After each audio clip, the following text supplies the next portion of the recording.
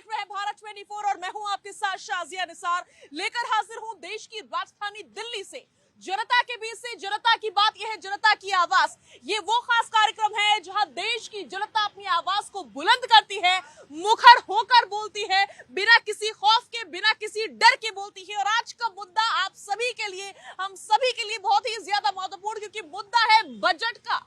Budget पेश होने वाला है, मोदी 2.0 का आखिरी बजट होगा।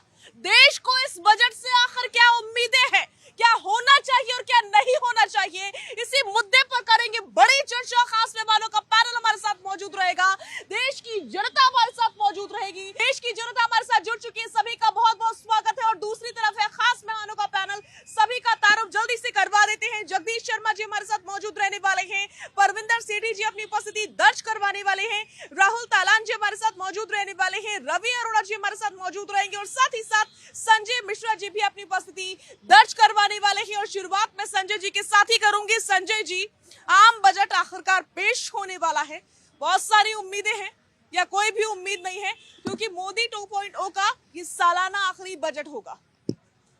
मैं तो यही आग्रह करूंगा इस बजट में कि जिन बातों को लेकर के बीजेपी चुनाव में आई थी 2014 में, और स्वयं प्रधानमंत्री जी ने जिन मुद्दों को उठाया था चुनाव में आने से पहले, गरीबों का, मजलूमों का, वो छोटे बच्चों के माँ की परेशानियों का, छोटे बच्चों के दूध का, महंगाई का, बेरोजगारी का, उन मुद्दों को ध्यान में रखते हुए अंतरिम बजट पे काम होना चाहिए। मैं समझता हूँ कि उन योजनाओं के लिए फंड जाना चाहिए, बजाय चुनाव के लिए पैसा निकालने के, कि नहीं वाकई आम जनमानस को उसे राहत पहुंचे। जो 100 रुपये लीटर पेट्रोल पहुंचा, वो कम से कम 60 के नीचे तो आना चाहिए। मैं समझता हूँ कि डीजल के रेट कम होने चाहिए, और इस तरीके से करने से आम जनता को ही फायदा होगा और मोदी जी के लोगों को ही फायदा होगा जो आज कर रहे हैं। और सरकार को करने में कोई बुराई तो है नहीं, और जरूरी नहीं कि विपक्ष को फायदा होगा। इससे फायदा तो आम जनता को है, और आम जनता के नेता हैं आज प्रधानमंत्री जी, मेरे नेता हैं। तो मैं तो यही आग्रह करूंगा उनसे कि इन सारी चीज़ों को ध्यान में रखते हुए वो बजट को जरा सा बनाएं कि जिससे आम जनता को कुछ फायदा हो सके, महंगाई, बेरोजगारी और शिक्षा के ऊपर ध्यान दिया जा सके, स्वास्थ्य की जो हालात हैं देश में उसके ऊपर काम हो सके। इसलिए मैं आग्रह करूंगा उनसे आपके माध्यम से कि इन सारे मुद्दों को और आम जनता को 140 करोड़ की संख्या को ध्यान में रखते हुए बजट पे काम हो, नहीं कि 1% लोगों को, उद्योगपतियों को ध्यान में रखते हुए बजट। बड़ी बात राहुल जी आपके पास आना चाहूंगी। राहुल जी, ये जो अंतरिम बजट पेश होने वाला है, क्या समझे ये चुनावी बजट होगा क्योंकि चुनाव सर पर है, या फिर वाकई जनता का बजट होगा? देखिए, मोदी सरकार लगातार जनता के हित में काम करती रही, जनता के हित के बजट देती रही है। पहले भी दिया है, 2023-24 वाला जो बजट था वो जनता के हित वाला था, और बाकी सब चीजों को देख के मोदी सरकार। और देखिए, चुनावी बजट है, चुनावी साल है, तो चुनाव की बहुत सारे वायदे होंगे, इसमें कोई वो नहीं है। और ये पहली बार नहीं कि मोदी जी देंगे, ऐसे कांग्रेस भी पहले से करती रही है। लेकिन देखिए, अच्छा बजट होगा, इस चीज के लिए मैं ऐसे बोल सकता हूँ क्योंकि भारत एकमात्र ब्राइट स्पॉट है इकोनॉमी में इस वक्त वर्ल्ड मैप में, जिसकी ग्रोथ बहुत ज्यादा है, 7.6 से ज्यादा ग्रोथ है भारत की। तो भारत का बजट बहुत अच्छा होगा। और जो इकोनॉमी, जो फ्रेजाइल 5 था भारत 2014 से पहले, अब वो टॉप 5 इकोनॉमी में है, वर्ल्ड की 5वीं बड़ी इकोनॉमी है भारत। तो भारत का भविष्य बेहतर है, पूरी दुनिया में ब्राइट स्पॉट है। और इसका देखिए इंडिकेटर, एक इंडिकेटर, वो अल्टीमेट इंडिकेटर नहीं है, लेकिन शेयर मार्केट लगातार आगे बढ़ रहा है, और इससे इंडिकेट होता है कि भारत की इकोनॉमी स्थिर है और बहुत अच्छे से परफॉर्म कर रही है। और भारत में देखिए, ना तो बहुत ज्यादा महंगाई की दर है, 5.6 है, ना रेपो रेट बढ़ाई है रिजर्व बैंक ने, और ना बेरोजगारी दर ऐसी है कि जो आसमान छू रही हो, जो एक हमने देखा इंदिरा गांधी जी के जमाने में 23 पॉइंट से भी ज्यादा होती थी। तो उस हिसाब से देखेंगे तो भारत बहुत बेहतर स्थिति में, पूरे वर्ल्ड में सबसे बेहतर स्थिति इकोनॉमिकली किसी की है तो इस वक्त भारत की है। इकोनॉमिकली भारत की स्थिति, जगदीश जी, बहुत बेहतर है, सबसे बेहतर है। राहुल जी ये दावा कर रहे हैं, उनकी बात से आप इत्तेफाक रखते हैं? भाई, बेहतर है नेपाल से, बेहतर है पाकिस्तान से, बेहतर है बांग्लादेश से, बेहतर है पूरे संसार से। कहीं ना कहीं बजट तो हर बार लोग पिछले 9 साल से हम देख रहे हैं, पर बजट का पैसा जाता क्या, सवाल इस बात का है। बजट का पैसा ना तो पेट्रोल डीजल में जा रहा है, ना शिक्षा में जा रहा है, ना हॉस्पिटलों में जा रहा है। ये पैसा चुनाव में घुमा घुमा के ले जाते हैं और कहीं ना कहीं ईडी भेजते हैं विपक्षों पे। कहीं ना कहीं मैं समझता हूँ इस बार तो चुनाव का साल है, बड़ी बड़ी घोषणाएं होंगी, पता नहीं क्या क्या, कि भगवान धरती पर आ जाएंगे, ऐसी घोषणा भी हो सकती है। मैं समझता हूँ भगवान तो धरती पर आ ही चुके हैं, प्राण प्रतिष्ठा हो गई है। अरे कहाँ, अयोध्या में है क्या? अयोध्या में, यहाँ भगवान नहीं मानते?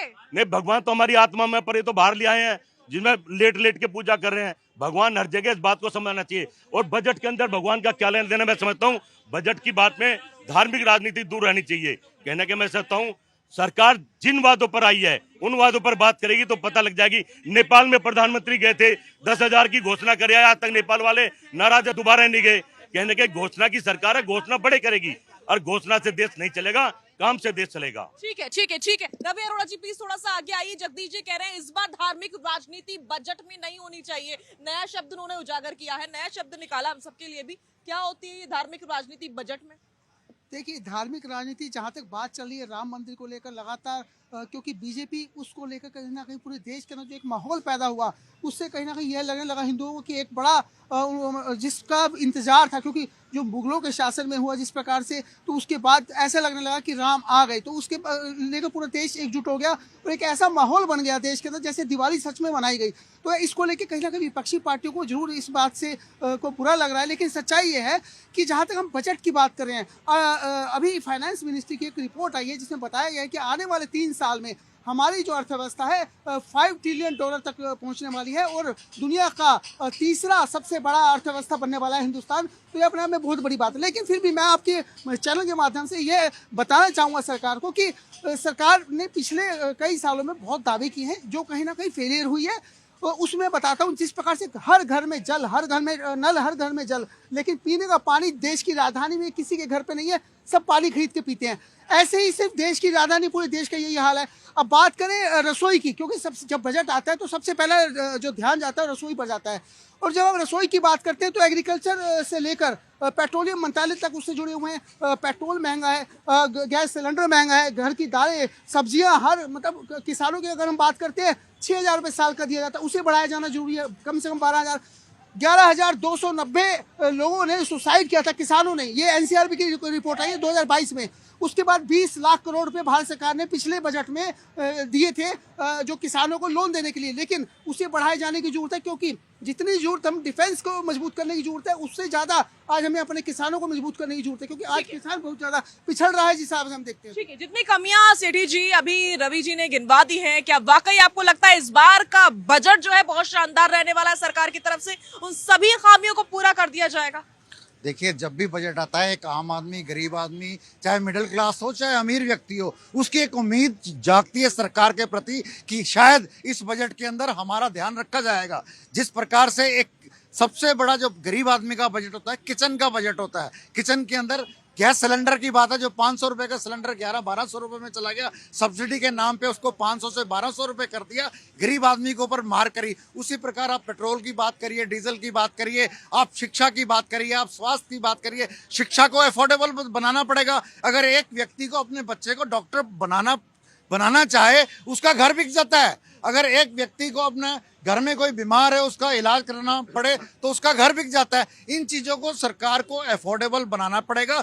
जिस प्रकार हमने अपनी शिक्षा पाई है, मैंने अपनी स्कूलिंग से लेके कॉलेज से लेके पोस्ट ग्रेजुएशन तक 12.5 रुपए के पास के ऊपर जो ऑल रूट पास था, स्टूडेंट को वो फैसिलिटी सरकारों ने दी थी। लेकिन आज अगर आप मेट्रो में जाते हैं तो एक बच्चे को 200-250 रुपए रोज का किराया चाहिए। सरकार को इस बारे में सोचना चाहिए कि बच्चों की शिक्षा के ऊपर खास तौर पे ध्यान देना चाहिए, और जो गृहिणी है, जो उनके घर का किचन है, जो दाल रोटी है, उसके ऊपर खास तौर पे ध्यान देना चाहिए। ठीक है, ठीक है। देश की जनता भी यहाँ पर इकट्ठा हो चुकी है। जनता क्या सोचती है बजट के मुद्दे को लेकर के, देश की जनता की उम्मीदें क्या है, ये जान लेते हैं। कौन यहाँ पर से अपनी बात सबसे पहले रखना चाह रहा है? बोलिए। देखिए, भारत सरकार, मोदी सरकार की ओर से जो बजट पेश होगा वो जन अपेक्षाओं से भरा होगा, सबकी जो भावना है उससे परिपूर्ण होगा। और लोग महंगाई का मुद्दा उठाते हैं कि महंगाई है, सिलेंडर महंगा हो गया, सब महंगा हो गया। ये नहीं देखते जिस सड़कों पे, हाईवे पे चल रहे हैं, जहाँ 6 घंटे 8 घंटे का सफर होता था, आज 2 घंटे में पहुँच रहे हैं। वो भी तो सरकार के पैसे से, टैक्स पेयर्स के पैसे से बना रहे हैं। मोदी के घर में कोई टैक्स साल तो लगी नहीं है।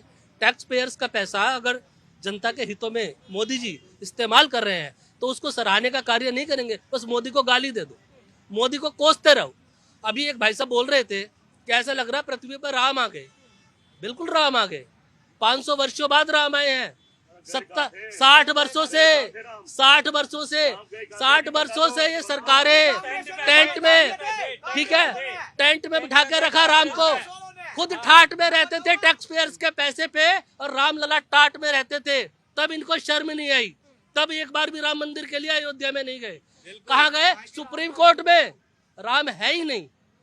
राम के अस्तित्व में प्रश्न उठाने वाले आज हमसे किस मुंह से बात कर रहे हैं? अपने गिरेबान में झांको। ठीक है, बोलिए। देखिए 400 सीट होने के बावजूद इतनी दबंगी से बोलने वाली कांग्रेस, अरे इतना आमदा रखते थे, इतना प्रेम रखते थे, बनाया क्यों नहीं? आप इतनी वाहवाही लुटना चाहते थे, बनाया क्यों नहीं? और जो आज घड़ियालू आंसू बहाने वाले, आज अपने आप को परेशान आत्मा कांग्रेस है परेशान आत्मा, और उसके साथ मिली हुई है आम आदमी पार्टी। और जो बात करे, और हमें मैं हिंदू हूँ, हिंदू की आस्था रखता हूँ, मुस्लिम के साथ बैठ के खाना खाता हूँ, और जैसे घड़ियालू आंसू बहाने वाली कांग्रेस आज जो काम न कर पाई, जो आगे न बढ़ा पाई, इस देश का मान सम्मान बढ़ा पाई, आज ऐसे बड़े बड़े प्रवक्ता हम देशों को क्या बोलते हैं? ठीक है।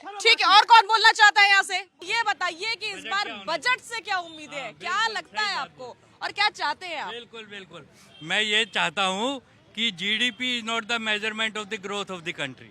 पहली बात, जीडीपी ये जो पश्चिम का जो मापदंड है ना, है कि 25, 30, 50 कॉरपोरेट हाउसेज को खुदा बना दो, है वो गलत है। दूसरी बात, भगवान राम जितने भी संविधान में 1950 से लेके आज तक संशोधन हुए, सबके सब मेजोरिटी कम्युनिटी सर्वे भवंतु सुखिना के विरोध में हुए। मोदी जी ने जो नया संविधान बांटा नए संसद भवन के उद्घाटन के समय, उसके अंदर ओरिजिनल 1950 का संविधान रख के सारी अमेंडमेंट एनेक्जर में रख दी। मैं चाहता हूं बजट से पहले ऑल अमेंडमेंट शुड बी कंडोन्ड, 0, क्योंकि सब सर्वे भवंतु सुखिना के अगेंस्ट में थी, किसी एक कम्युनिटी को प्लीज करने के लिए थी। ठीक है। मैडम, जैसे इन्होंने बताया, जितने भी कांग्रेस शासित राज्य हैं या विपक्ष के जो राज्य हैं, जैसे बिहार में नीतीश कुमार पहले लालू जी के साथ थे, वो वहां पर महंगाई कम नहीं करते, वहां पर रोजगार की बात नहीं करते। उधर जहां राजस्थान में गहलोत जी की सरकार थी, वहां 107 रुपए सबसे महंगा पेट्रोल वहां था। लेकिन आरोप ये लगाते हैं सिर्फ मोदी सरकार के ऊपर टारगेट करते हैं, जबकि 14 लेन के एक्सप्रेस पे भी वही हमें दे रहे हैं, वंदे भारत जैसी ट्रेनें वो हम दे रहे हैं, गरीबों के घर शौचालय से लेकर बिजली से लेकर इलाज तक की सारी योजनाएं वो दे रहे हैं। लेकिन विपक्ष का मुद्दा होता है कि बेरोजगारी बहुत है, महंगाई बहुत है, भ्रष्टाचार बहुत है। भ्रष्टाचार के आरोप में कौन पकड़ा जाता है? कांग्रेस के सांसद 350-400 करोड़ में।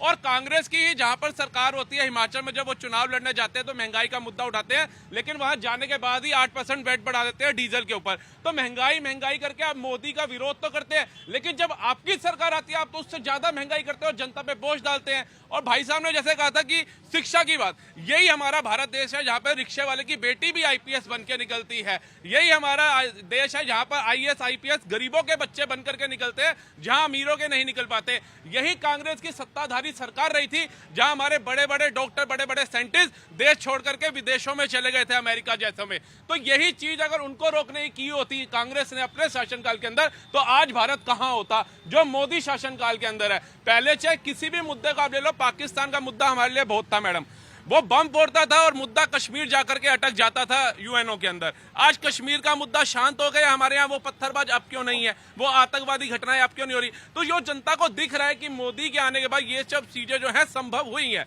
सेना हमारा शौर्य है, उसको पत्थरबाज जब पत्थर मारते थे आज वो दिखते नहीं, हमें खुशी होती है। हर एक की जगह तिरंगा लहराया जा रहा है, लाल चौक पे खुशी होती है। तो जो मोदी के काम है उसकी आप तारीफ भी करें, हर जगह विरोध। ठीक है। आप क्या कहना चाहते हैं, बजट से क्या उम्मीद है?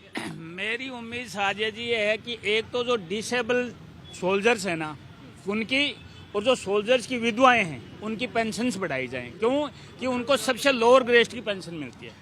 दूसरी मेरी मांग ये है कि किसानों की सम्मान निधि डबल की जाए, 12,000 रुपये, 1,000 रुपये महीना।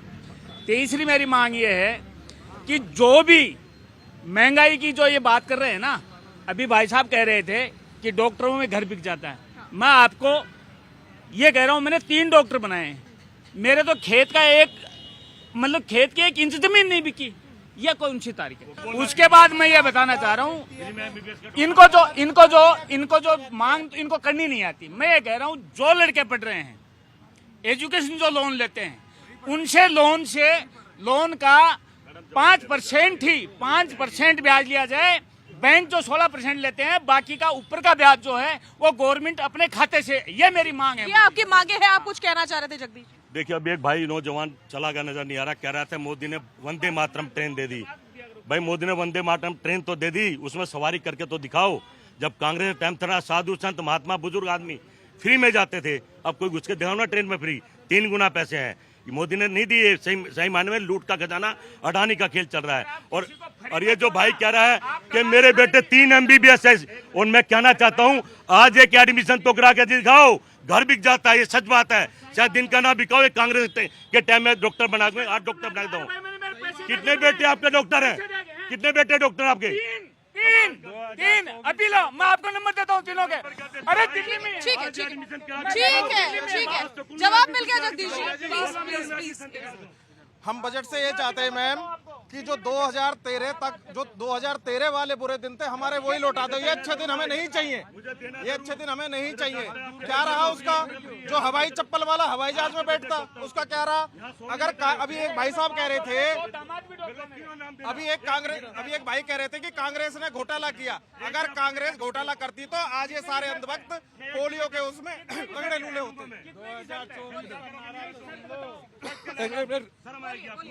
मैं बिहार लखीसराय जिला से प्रिंस कुमार आता हूँ। मुझे भाषण नहीं, मुझे राशन चाहिए। मोदी जी आज तक सिर्फ भाषण देने की बात करते हैं, राशन देने तो राशन दे रहे हैं ना। वो राशन नहीं, रोजगार नहीं दे रहे हैं ना। हम लोग रेल एक्ट अप्रेंटिस हैं, हमने 8 साल से ट्रेनिंग कर करके बैठे हुए हैं। इतनी रेल दुर्घटना होती है और नॉन टेक्निकल आदमी को जो इसमें करवाते हैं बहाली, हम लोग टेक्निकल आदमी हम लोग को रोड पर भटक रहे हैं। इसलिए हम चाहते हैं कि हमारा रोजगार एक अप्रेंटिस को रेलवे में समायोजित किया जाए। सुनो, यहाँ रहो और सुन के जाओ। बीजेपी का विजन है 2047 में भारत को विकसित बनवाना है और भारत का सांस्कृतिक उत्थान करना है। अरे विजन नहीं था आपके पास, विदाउट विजन घूम रहे थे। देखिए सवाल ये, राहुल गांधी भारत जोड़ो यात्रा, न्याय यात्रा निकाल रहे हैं। कहां से निकाल रहे हैं? मणिपुर से निकालेंगे, जाएंगे नहीं अरुणाचल प्रदेश क्यों नहीं जाएंगे? पता है, क्योंकि चाइना कम्युनिस्ट पार्टी से समझौता करके बैठे हैं। देश को पहले ही बेच चुके हैं ये लोग। और जहां तक देखिए चाइना धस गया है, चाइना की इकोनॉमी धस गई जमीन में, रियल एस्टेट धस गया जमीन में। भारत आज भी खड़ा है, अडिग खड़ा है। शर्म आनी चाहिए आपको। पहले क्यों दिखाऊं? पहले अरे बात करने दीजिए, बीच में बताइए, मैं नहीं बोलने दूंगा, बोलने नहीं दूंगा। वहाँ जाइए, बोलने की बात करेंगे ना, बोलने नहीं दूंगा, बोलने नहीं दूंगा, बोलने नहीं दूंगा, गुमराह नहीं करेंगे। देखिए सवाल ये है, देखिए सवाल ये है, इनके Rahul Gandhi China communist party से समझौता करते हैं। 1 करोड़ कौन लेता है? राजीव गांधी से, अरुणाचल प्रदेश से। इनकी देशद्रोहियों की हिम्मत नहीं पड़ती है यात्रा निकालने की। चाइना के डर से ये यात्रा नहीं निकालते अरुणाचल प्रदेश से, क्योंकि ये देशद्रोही है। कौन है देशद्रोही? आप निकालिए ना, निकालिए ना हिम्मत दो, निकालिए ना हिम्मत दो, निकालिए ना अरुणाचल प्रदेश से, निकालिए ना हिम्मत दो। और दोनों को चलेंगे। अंग्रेजों के गुलामी किया तुम लोगों ने, अंग्रेजों के, चाइना के गुलाम, चाइना के गुलाम, चाइना के 1 करोड़ रुपए राजीव गांधी फाउंडेशन पोजीशन पे आ रहे भैया, ठीक है पोजीशन पे। देखिए अभी भाई ने चाइना का दर्द दिखाया। चाइना का इतिहास बता दूं आपको मैं। जो मालदीव की मोदी जी बात कर रहे हैं, अपने जो वहाँ दिखा रहे हैं, मालदीव भारत के अंदर है, पर वहाँ से फौज हटा के चाइना को देने की तैयारी कर रहे हैं। नेपाल दे दिया, वो सब चीज चाइना हो रही है चारों तरफ। इनकी वजह से आग दिखानी चाहिए। आज मालदीव पे भारत का कब्जा है, लेकिन ये चाइना को देने जा रहे हैं। सच्चाई ये बात भी है।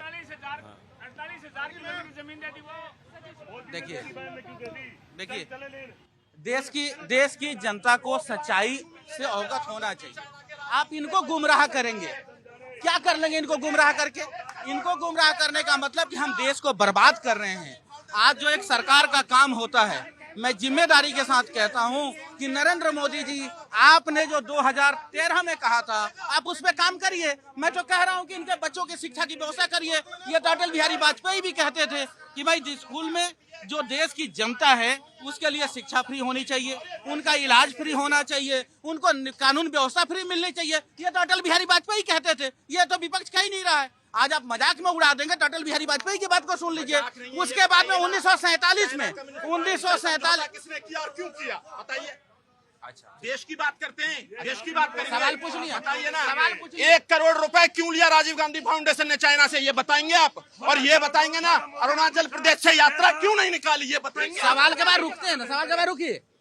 11 बार चाइना के राष्ट्रपति से 11 बार मीटिंग करने वाले हमारे आज के प्रधानमंत्री नरेंद्र मोदी जी, जो उनके सबसे परम मित्र हैं, उनके सबसे परम मित्र हैं। आरएसएस और बीजेपी के लोग 11 बार चाइना जा चुके हैं, उनसे मीटिंग कर चुके हैं। ये पता नहीं कौन सी गोपनीय मीटिंग होती है। बदनाम कांग्रेस है, आप कांग्रेस को बदनाम करो, आप खुद को बदनाम करो। मेरा मकसद है, मैं तो जनता की बात करता हूँ कि जनता को शिक्षा फ्री होनी चाहिए, स्वास्थ्य फ्री होनी चाहिए। आप हवाई जहाज में चला दो, हवाई चप्पल वालों को हवाई जहाज का सपना दिखाया था, आज हवाई जहाज वालों को हवाई चप्पल। संजय जी, लेकिन उनके सवालों के जवाब अब तक आपने नहीं दिए। एक तो वो पूछ रहे हैं कि अरुणाचल प्रदेश से आप लोग यात्रा क्यों नहीं निकाल रहे हैं, और दूसरा जो फाउंडेशन ने पैसा लिया है उस पर भी जवाब मांग रहे हैं। अरुणाचल प्रदेश हमारे देश का हिस्सा है। हम यदि नरेंद्र मोदी से कहें कि विदेश से आने वाले हमारे जितने भी गेस्ट हैं वो गुजरात में ही क्यों आते हैं? दिल्ली से खूबसूरत है गुजरात। हमारे देश में ऐसा कोई और राज्य नहीं है जहाँ पे हमारे बाकी देशों के जो सेनाध्यक्ष आ सके।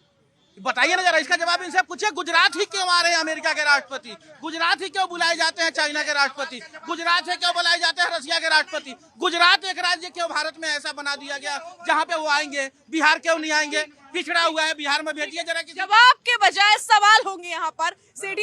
सेठी जी, लेकिन बजट पर बात कौन करेगा? बजट इस समय सबसे ज्यादा इम्पोर्टेंट है और जनता के लिए है बजट, जनता का मुद्दा है बजट। मैं वही कह रहा हूँ, हमारे यहाँ पे जो बीजेपी या कांग्रेस के लोग हैं वो अपनी राजनीति में उलझे हुए हैं। हम यहाँ बजट के ऊपर बात कर रहे हैं, जो गरीब आदमी की, मजदूर की, किसान की, जो मिडिल क्लास आदमी है उसके शिक्षा की, स्वास्थ्य की, किचन की बात करने के लिए हम इकट्ठा हुए हैं कि आने वाला बजट में सरकार उनको क्या सुविधा देने वाली है, उनको क्या सब्सिडी दे। सब्सिडी नहीं चाहिए। आप गैस का सिलेंडर जो 1200 रुपए का हुआ, 500 से आपने 1200 करा। सबसे पहले रसोई गैस के ऊपर आपको वो कम करना पड़ेगा, पेट्रोल डीजल कम करना पड़ेगा, और आपको शिक्षा के ऊपर सब्सिडी देनी पड़ेगी जिसके अंदर हर गरीब का बच्चा पढ़ सके। आपको स्वास्थ्य के ऊपर, आप कह रहे हैं हमारी स्वास्थ्य की योजना है, मैं कह रहा हूँ पूरे दिल्ली के अंदर इतने बड़े बड़े अस्पताल हैं, वहाँ पे अगर आप एक डॉक्टर से अपॉइंटमेंट लेते हो आपको 6-6 घंटे लगते हैं आपका नंबर आने के लिए।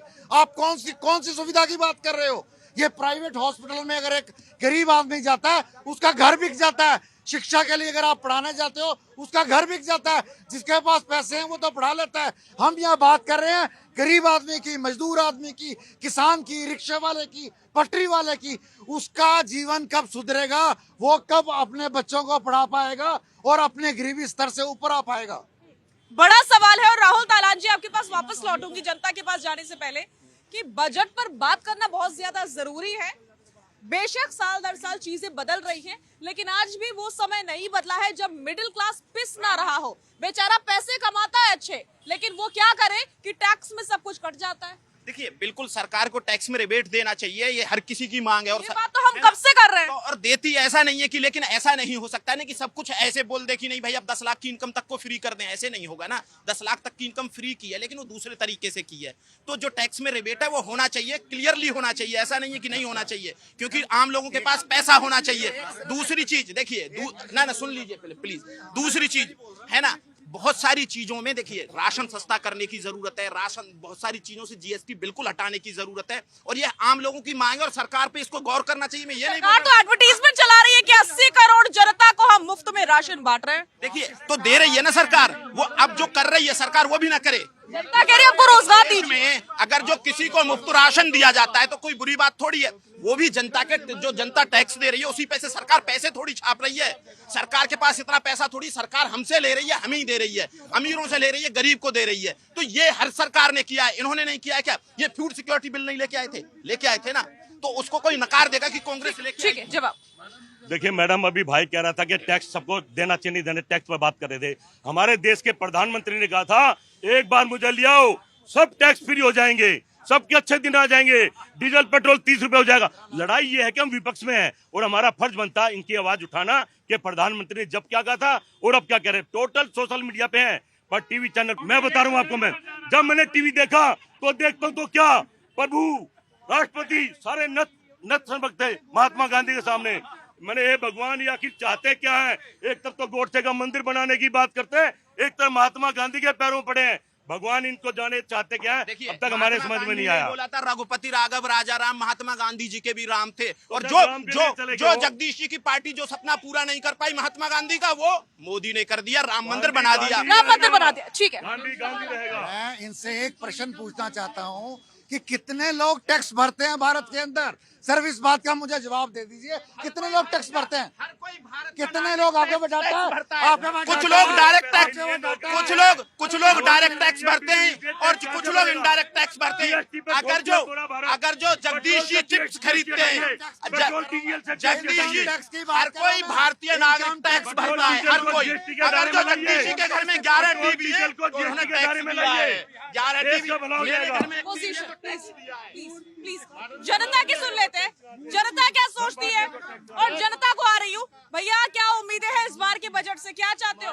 बजट क्या, सब कुछ सस्ता हो जाएगा। हमारे देश के प्रधानमंत्री जी जैसे पंजाब में हुआ है, एक बार एक सांसद एक ही पेंशन लेगा, इन्होंने कर देना। प्रधानमंत्री जी मुख्यमंत्री वाला पेंशन ले रहे हैं। गुजरात का पेंशन अभी प्रधानमंत्री वाला मुख्यमंत्री वाला पेंशन क्यों ले रहे हैं? और लोकसभा में ये पास कर दे, जो एक बार सांसद हुआ एक ही पेंशन ले, 4 पेंशन ले रहे हैं। गरीब आदमी, गरीब का बच्चा एक टैक्स ले रहे हैं, लेकिन 4 पेंशन क्यों? एक फौजी का एक पेंशन नहीं और गरीब का 4 पेंशन। मैडम बात ये है, इस बार का जो बजट है, अरे भाई, जो इस बार का जो बजट आ रहा है, अगली बार जो बजट लाए थे इलेक्ट्रॉनिक सामान पे बजट लाए थे, इस बार उसको छोड़ के बजट जो है ना एजुकेशन पे आना चाहिए, स्वास्थ्य पे आना चाहिए। जो गरीब के लिए डेली की सामान की कारोबार है, आटा चावल तेल गैस जो भी है, जो घरेलू सामान है, उसमें बजट को लाना चाहिए, ताकि गरीब आदमी तक के 2 पैसा बचे जो कमा रहे हैं। आज टमाटर 52 रुपए किलो बाजार में बिक रहा है, जो टमाटर के सीजन में 15 से 20 रुपए होना चाहिए। प्याज 40 रुपया है, लहसुन 500 रुपया, अदरक 500 रुपये है, गोभी 40 रुपये है। तो सरकार को मनते नजर, हम ये भी कह रहे हैं भाजपा वाले को, इतना भी घमंड मत करो राहुल गांधी जैसा, जो रोड पे जाके फोटो खिंचाने पड़ जाएगा आपको भी बाद में, ऐसा न करो। इसलिए गरीब आदमी को ध्यान में देखते हुए सामान के दाम कम करवाए। बहुत हाई रेट बढ़ रहा है, समझ गए? इतनी भी महंगाई मत करो जो हम परेशान हो जाए। क्या कहना चाह रहे हैं आप? बस आप हाँ में हाँ मिलाएंगे। हाँ, हमें राम राज नहीं चाहिए, हमें रोजगार चाहिए। हमें राम राज नहीं चाहिए, रोजगार चाहिए। रोजगार जो भूखे मर रहे हैं, अभी 1000 इस पार्क में सोया हुआ है। रवि अरोड़ा जी, बात तो लॉजिकल है ना कि आज आजादी के इतने सालों बाद जब इतनी सरकारें बदल चुकी है, तब भी यहाँ से एक ही आवाज बुलंद हो रही है कि हमें रोजगार चाहिए। देखिए मैं बताता हूँ आपको, जब घर का मुखिया अपनी सैलरी घर लेकर आता है तो घर के सभी लोगों के लिए बजट में रखता है कुछ ना कुछ, लेकिन फिर भी कहीं ना कहीं नाराजगी रह जाती है घर के कुछ सदस्यों की। 140 करोड़ आबादी वाले देश को चलाना और हर घर तक, मतलब उस घर तक भी जो पहाड़ों के आखिरी चोटी में बैठा हो, और उस गांव तक भी जो गांव का किसी देश के बॉर्डर एरिया के अंदर सबसे आखिरी घर है। तर्क हो गया, ये तो तर्क हो गया रवि जी, क्योंकि आज अगर हम हमारा बंटवारा न हुआ होता तो हमारा ही पाकिस्तान होता, हमारा ही बांग्लादेश होता, तब हमारा देश कितना बड़ा होता और तब आपका तर्क क्या होता? देखिए पिछली सरकारों ने भी नारे दिए गरीबी हटाओ, आज तक गरीबी नहीं हट पाई। बात समझिए आज लेकिन अगर नरेंद्र मोदी कहता है पूरे देश को कि ताली बजाओ तो पूरा देश ताली बजाता है। अगर वो कहते हैं कि राम जी आ गए, हर घर में राम की जो है झंडे लगाए जा रहे हैं, पूजा की जा रही है, तो कहीं ना कहीं लोग समझ रहे हैं कि भारत का प्रधानमंत्री नरेंद्र मोदी जी जो कर रहे हैं उससे लोग सहमत है।